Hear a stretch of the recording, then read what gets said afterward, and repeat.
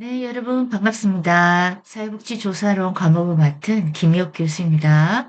오늘은 10주 1차 시 시작인데요. 우리가 앞에서 1주부터 9주 동안 이 사회복지조사론 과목을 개괄적으로 모두 학습해 보았습니다. 여기서 우리가 다시 10주부터 14주차까지는 학습 요약과 더불어 문제풀이 위주로 수업을 진행하도록 하겠습니다. 네, 그래서 과학적 연구 방법의 의의와 특성, 그리고 과학철의 기초를 탐구하는 시간이 되겠고요. 사회복지 실천 현장에서 필요한 조사 역량을 체계적으로 키워나가는 데 있겠습니다. 사회복지 조사론 10주차 1차 시 강의 오셔서 감사드리고요. 사회복지 조사론 10주차 1차 시 강의에서는 여러분들이 사회복지 전문가로 성장하는 데서 매우 중요한 기초를 다진 시간이 되겠습니다.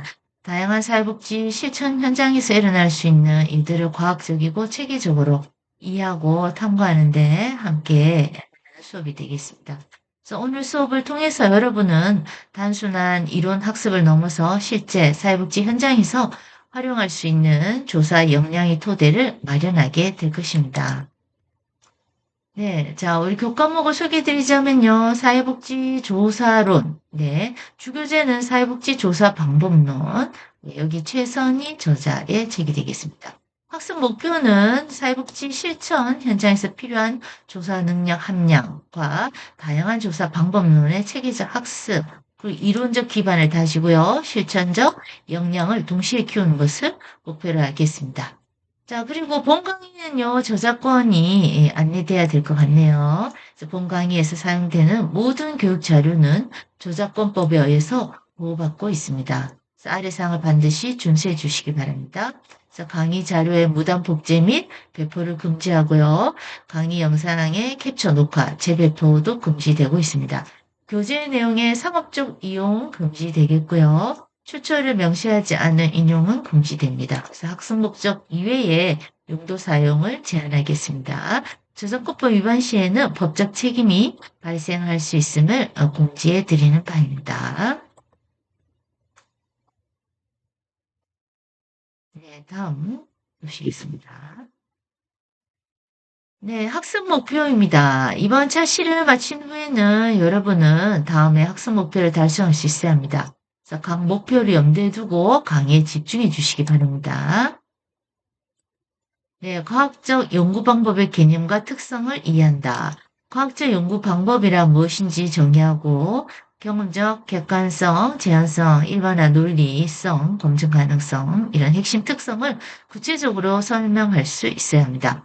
그리고 사회복지 조사의 필요성과 중요성을 설명할 수 있어야겠습니다. 사회복지 현장에서 과학적 조사가 왜 필요한지, 어떤 역할을 수행하는지를 설명하고 증거 기반 실천, evidence-based practice와의 연관성을 이해할 수 있어야겠습니다. 그리고 세 번째로 과학 철학의 기초를 파악하는 데 있습니다. 논리 실증주의, 반증주의, 이 포퍼가 말이고요. 패러다임, 쿠니한 말입니다. 자, 이런 주요 과학 철학적 관점을 구분하고 사회복지 조사에 적용되는 의미를 파악할 수 있어야겠습니다.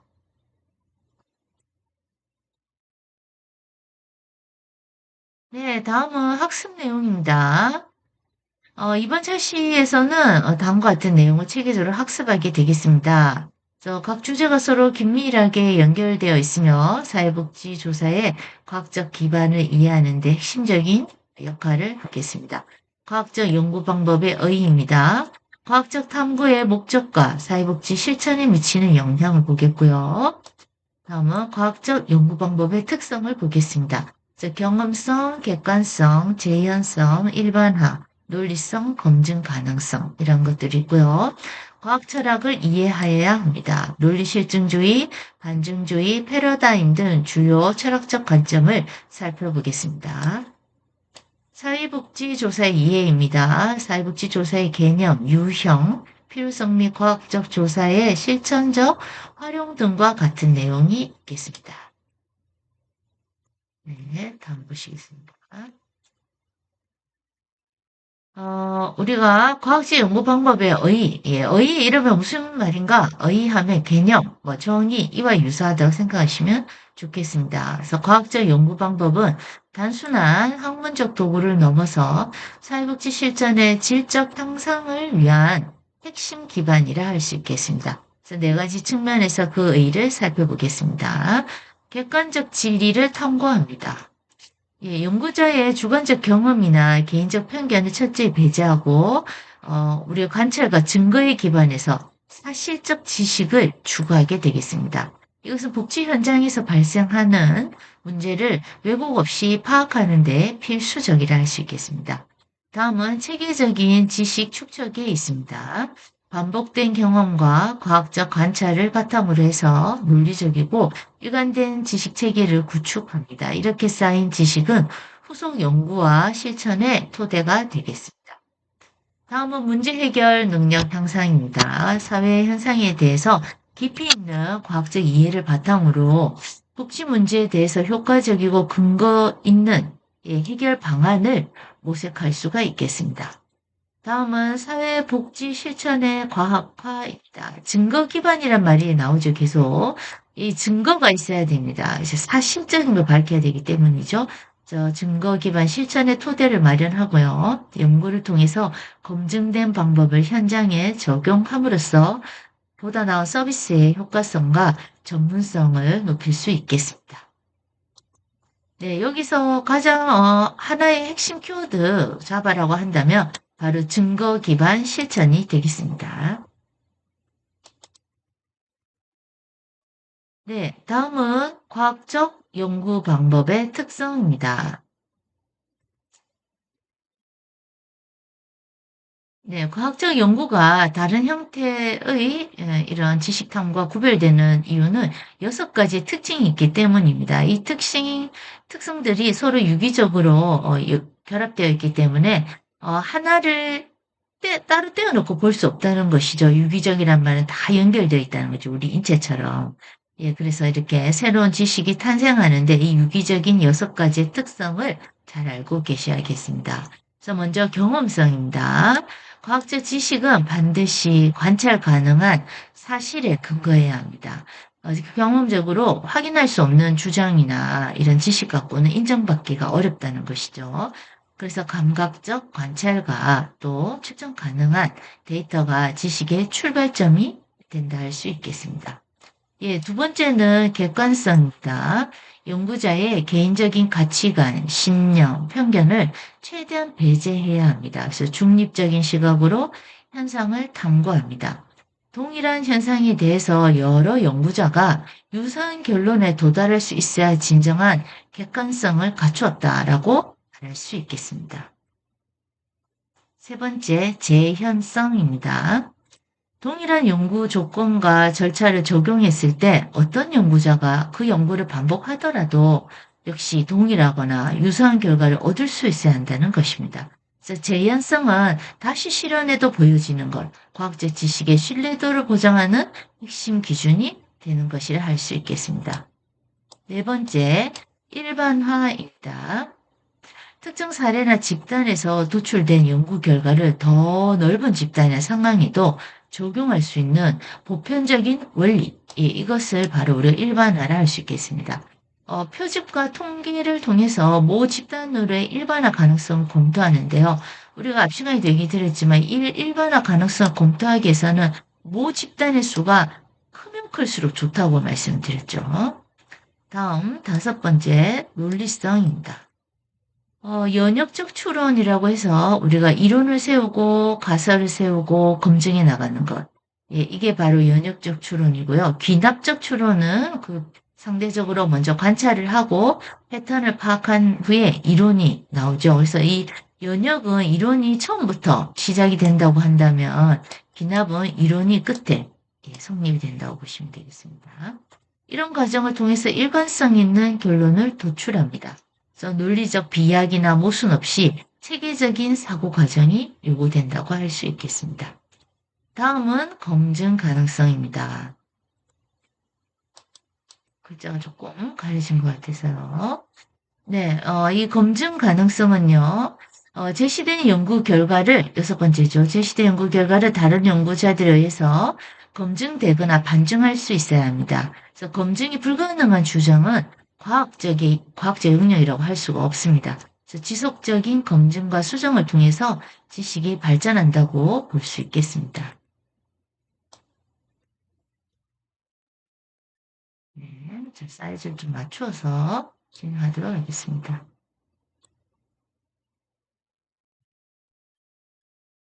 조금 또 지우개로 또 일부 내용 제가 체크를 많이 하면 좀 지워가면서 해야 되니까요. 양해를 바랍니다. 그리고 얼굴을 보여드리니까 조금 사실 부담되는 면이 없지 않아 있습니다. 좀 신경이 쓰이네요. 잘 나오고 있는지 그것도 궁금하고. 네. 자, 그리고 사이즈가 좀 깔끔하게 딱 맞아져 있는데 화면 배율이 뭔가 적합하게 딱 맞아진 느낌이 없어요. 그 글자가 가려지면 안 되는데 제 사진이 지금 글자를 조금 가리는 거 아닌가 이런 생각이 드네요.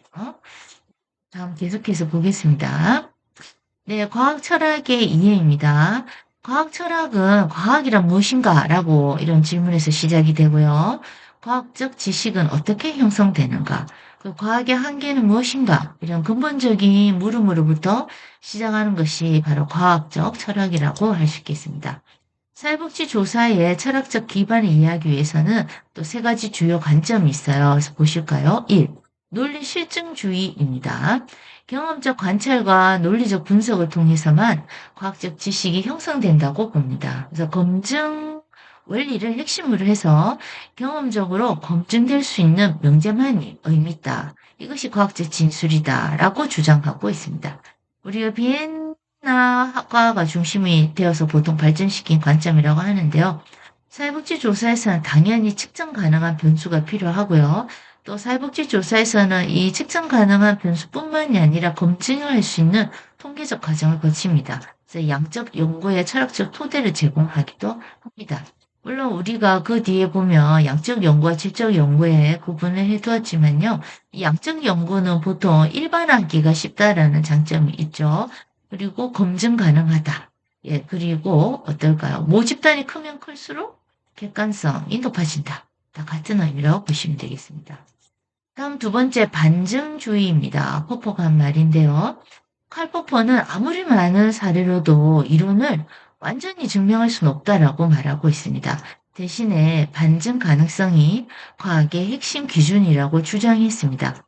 단 하나의 말레도 이론을 무너뜨릴 수 있을 수 있고요. 우리가 이게 진실이다 생각했던 이론도 반증이 제시가 되면 그 이론, 이전의 이론은 무너질 수 있다는 것이죠. 예, 이것은 무엇을 말할까요? 이 사회복지조사에서도 가설 검증과 이론의 수정, 발전 과정이 중요한 시점을 주고 있습니다. 반증하면 할수록 그 이론이 발전한다고 볼 수 있겠죠. 다음 세 번째 패러다임입니다. 자주 나오는 용어인데요. 과학적 혁명자 이렇게 말하고 쿤을 말하는데요.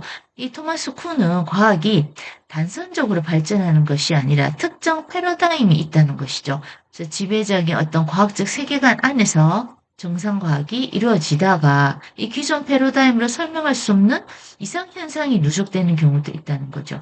그래서 과학혁명이 일어나 새로운 패러다임으로 전환된다고 보았습니다. 사회복지 연구에서도 시대에 따라서 지배적인 연구 패러다임이 변화해 간다. 이렇게 보시면 되겠습니다. 요 과목이 상당히 사회복지학에서 어려운 과목이고요. 이걸 외우려고 했으면 외우려고 할수록 더 어려운 과목이고요. 그냥 외운 과목은 또 잊어버립니다. 그래서 외운다 하기보다 계속 이해한다라고 생각하시고 반복 학습을 하겠다. 이렇게 마음을 먹으시면 좀 진도가 잘 나가고 진전이 있겠습니다. 다음은 사회복지조사의 개념과 필요성입니다. 네, 사회복지조사란 무엇일까요? 사회복지 분야의 문제 해결 및 실천 효과 증진을 위해서 과학적이고 체계적인 방법으로 자료를 수집 분석하고 해석하는 탐구 과정입니다. 그래서 단순한 자료 수집을 넘어서 사회복지 대상자의 삶의 질을 향상시키고 서비스 개선을 위한 근거를 마련하는 그런 궁극적인 목적이 있습니다. 과학적 방법론을 적용함으로써 주관적 판단이나 관행에 의존하던 복지 실천을 보다 전문적이고 효과적인 방향으로 발전시켜 나갈 수 있는 것이죠. 그래서 사회복지 조사의 필요성 보시면요. 욕구 문제 방이 있습니다. 그래서 복지 대상자들이 실제로 경험하는 어려움과 필요를 객관적으로 파악하기 위해서 사회복지 조사를 해야겠고요. 프로그램 효과성을 평가하는 것입니다. 사회복지 서비스와 프로그램이 실제로 효과를 발휘하고 있는지 과학적으로 평가하고 개선하는 것이죠. 정책 수립 근거를 제시합니다. 사회복지 정책 결정에 필요한 객관적인 데이터와 증거를 제공하는 것이겠죠.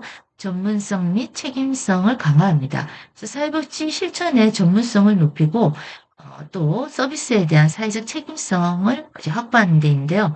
특히 우리가 서비스 정신이 높아야 됩니다. 그래서 사회복지사는 전문성도 높아야지만 그에 비해서 서비스도 못지않게 더 중요하다 할 수 있겠습니다. 지식 기반 확충입니다. 사회복지 학문의 이론적 발전에 기여하는 실증적 지식 축적이라고 할 수 있겠습니다.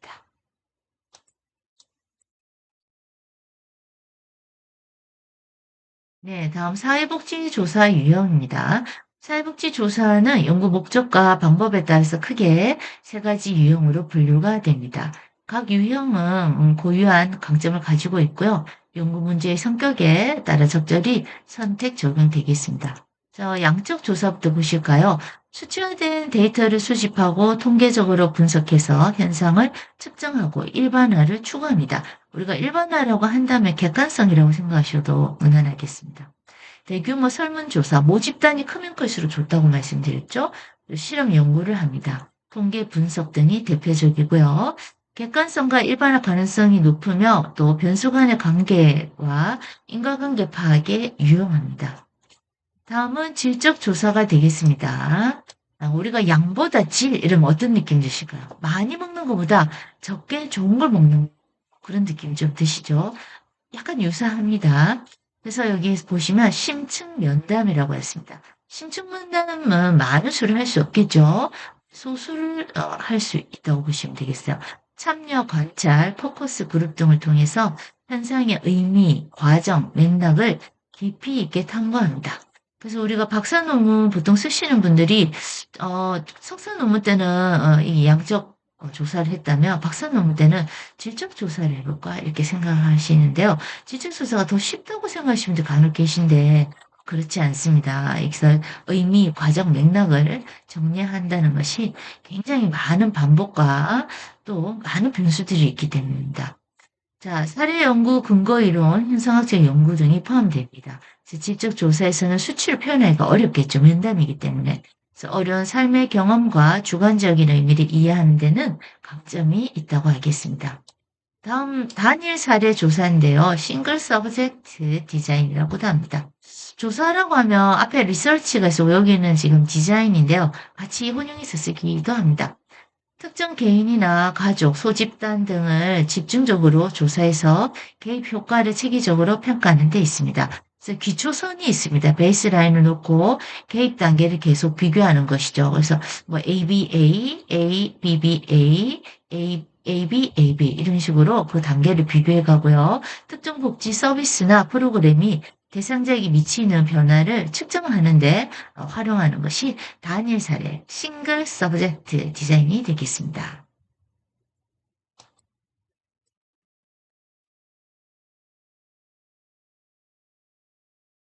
네, 다음은 객관식 문제가 1번부터 15번 준비되어 있습니다. 그래서 지금까지 학습한 내용을 바탕으로 해서 다음 15개 객관식 문제를 풀어보셔야 하는데요. 각 문제를 꼼꼼히 잘 읽어보시고 적절한 답변을 한번 찾아보시고요. 그리고 문제 범위는 우리가 앞에 배운 그 요약 부분에서 나오시고요. 그리고 문제 유형이 사지선다형입니다. 그래서 15문항에서 몇 개가 뭔지 체크해 보시고요. 혼자 조금 시간을 드릴게요. 풀어보시면서 제가 정답과 해설을 알려드리도록 하겠습니다. 네, 먼저 문제 1번입니다. 자, 1번. 과학적 연구 방법의 가장 중요한 의의는 무엇인가? 1번. 연구자의 창의성 발휘. A로 되지. A. 연구자의 창의성 발휘. B. 객관적 진리 탐구, C. 최신 기술 활용, D. 연구 결과의 신속한 발표.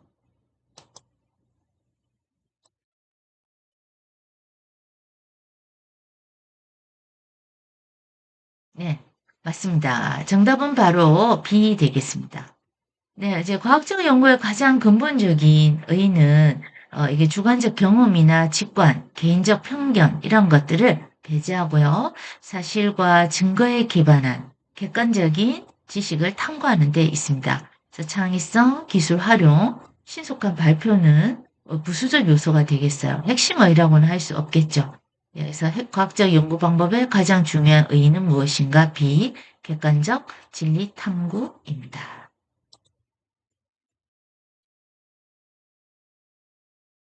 네, 2번. 다음 중 과학적 연구 방법의 특성에 해당하지 않는 것은 A. 경험성, B. 주관성, C. 재현성, D. 논리성.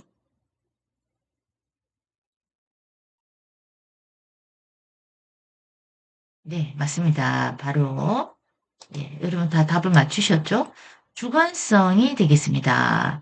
과학적 연구 방법의 핵심 특성은 경험성, 객관성, 재현성, 일반화, 논리성, 검증 가능성이 있었습니다. 주관성은 과학적 연구가 적극적으로 배제해야 할 요소이고요. 과학적 연구 특성에는 해당되지 않습니다.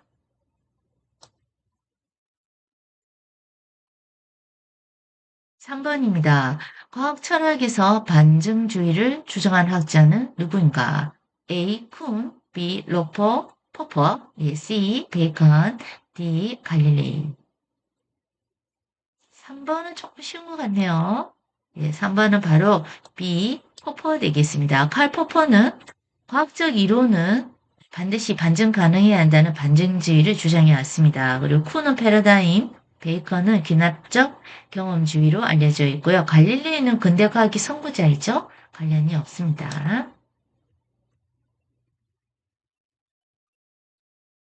네, 다음 4번 문제. 사회복지 조사가 필요한 이유로 가장 거리가 먼 것은 A. 사회복지 대상자 욕구 파악, B. 사회복지 프로그램의 효과성 평가, C. 연구자의 개인적인 만족도 증진, D. 사회복지 정책 수립 위한 근거 제시.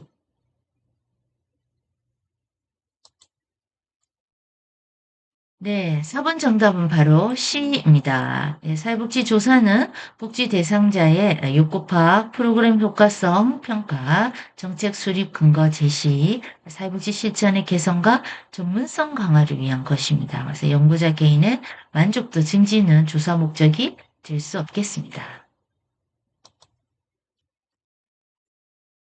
네, 다음 문제 5번. 다음 중 질적 조사 방법에 해당하는 것은 A. 대규모 설문조사, B. 통계 분석, C. 심층 면담, D. 실험 연구. 이것도 조금 쉬운 문제에 가깝겠네요. 심층 면담 C가 되겠습니다. 그래서 심층 면담은 대표적인 우리 질적 조사 방법이죠. 그리고 또 연구 참여자의 경험, 의미, 감정을 깊이 있게 연구하는 것이라 할 수 있겠습니다. 설문조사, 통계분석, 실험 연구는 수치 데이터를 다루는 양적 조사 방법에 해당되겠죠. 그래서 정답은 C, 심층 면담 되겠습니다. 네, 자, 그래서 6번부터 10번 문제까지 다시 계속 풀어보시겠습니다. 6번. 과학적 연구는 관찰 가능한 사실에 근거해야 한다는 특성은 무엇인가? A. 객관성, B. 논리성, C. 경험성, D. 일반화. 네, 맞습니다. 바로 C. 경험성 되겠습니다. 경험성은 과학적 연구가 관찰 가능하고 확인 가능한 사실 근거에 있는 특성이죠. 그래서 객관성은 주관적 편견의 배제, 논리성은 추론 과정의 일관성, 일반화는 연구 결과의 보편적 적용과 관련이 있습니다. 그래서 정답 C. 경험성 되겠습니다. 다음 7번 문제. 과학 철학에서 패러다임 개념을 제시한 학자는 누구인가? A. 포퍼, B. 쿤, C. 논리실증주의자, D. 베이컨. 네, 맞습니다. 바로 B, 쿤이 되겠죠. 토마스 쿤은 1962년 저서에 과학혁명의 구조라는 저서에서 패러다임 개념을 제시했고요. 과학은 정상과학 위기, 과학혁명, 또 새로운 패러다임으로 전환 과정을 반복한다라고 말하고 있습니다. 다음 8번입니다. 8번 사회복지 조사의 주요 기능이 아닌 것은 A. 문제 파악 B. 프로그램 평가 C. 정책 수립 근거 제시 D. 연구자의 개인적 친목 도모. 네, 맞습니다. 8번은 바로 D. 연구자의 개인적 친목 도모가 되겠습니다. 네, 다음은 문제 9번 보시겠습니다. 다음 중 양적 조사 방법에 해당하는 것은 A. 참여 관찰, B. 내용 분석, C. 사례 연구, D. 설문조사. 맞습니다. 바로 D. 설문조사입니다. 양적 조사는 많은 양의 설문지를 조사하면 조사할수록 일반화에 가까워질 수 있다고 말씀드렸죠. 다음 10번입니다. 과학적 연구 방법의 제한성이란 무엇을 의미하는가? A. 연구 결과가 항상 새롭다는 것. B. 동일한 조건에서 반복 시 동일한 결과 도출 가능. C. 연구자의 주관적 해석이 중요. D. 연구 결과가 특정 집단에만 적용된다는 것. 네, 맞습니다. 바로 문제 10번의 정답은 B. 동일한 조건에서 반복 시 동일한 결과 도출 가능이 있습니다. 다음 문제 11번부터 15번 진행되겠습니다. 문제 11번 사회과학과 자연과학의 차이점을 이해하는 것은 과학 철학이 어떤 측면과 관련이 있는가? 그래서 A. 반증주의, B. 패러다임, C. 과학의 본질 탐구, D. 연구자의 윤리. 문제 11번 정답은 바로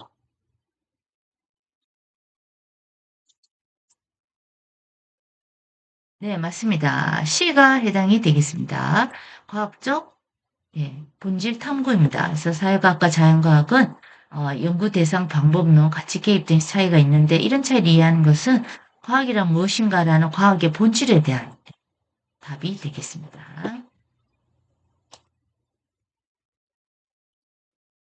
다음 문제 12번 되겠습니다. 사회복지 실천의 증거 기반 실천은 과학적 연구 방법에 어떤 의의와 가장 밀접한가? A. 연구자의 창의성 발휘 B. 사회복지 실천의 과학화 C. 최신 기술 활용 D. 연구 결과의 신속한 발표 네, 바로 B. 사회복지 실천의 과학화 증거 기반 실천 이 부분 좀 중요하다고 말씀드렸죠. 시험에도 자주 출제되는 부분입니다. 네, 다음 13번 문제. 다음 중 논리 실증주의 핵심 강조점은 무엇인가? A. 반증 가능성 B. 경험적 관찰과 논리적 분석 C. 사회적 구성주의 D. 해석학적 접근 네, 맞습니다. B. 경험적 관찰과 논리적 분석이 되겠습니다. 다음 문제 14번 되겠습니다. 사회복지 조사에서 일반화 의미는 무엇인가? A. 연구 결과가 특정 사례만 국한된 B. 특정 사례를 넘어 보편적인 원리 도출 시도 C. 연구자의 개인 의견을 반영함 D. 연구 결과가 항상 긍정적임 네, 정답은 바로 B. 특정 사례를 넘어 보편적인 원리 도출에 해당이 되겠습니다. 네, 다음 15번 문제입니다. 과학적 연구 방법의 객관성을 저해하는 요인은 A. 명확한 연구 설계 B. 연구자의 주관적 편견 C. 통계적 분석 D. 재현 가능한 결과 보고 네, 정답은 바로 B. 연구자의 주관적 편견이 객관성을 저해하는 요인이라고 할 수 있겠습니다. 네, 자, 지금까지 15문항 풀어보셨고요. 지금 우리가 배운 6가지 특성, 연구 방법, 사회복지 연구, 과학 철학 등은 바로 우리가 학습 정리에서 말하고자 하는 가장 중요한 핵심 키워드가 되겠습니다. 자, 우리가 지금 참고 문헌은 최선희의 사회복지 조사 방법론에서 가지고 왔고요.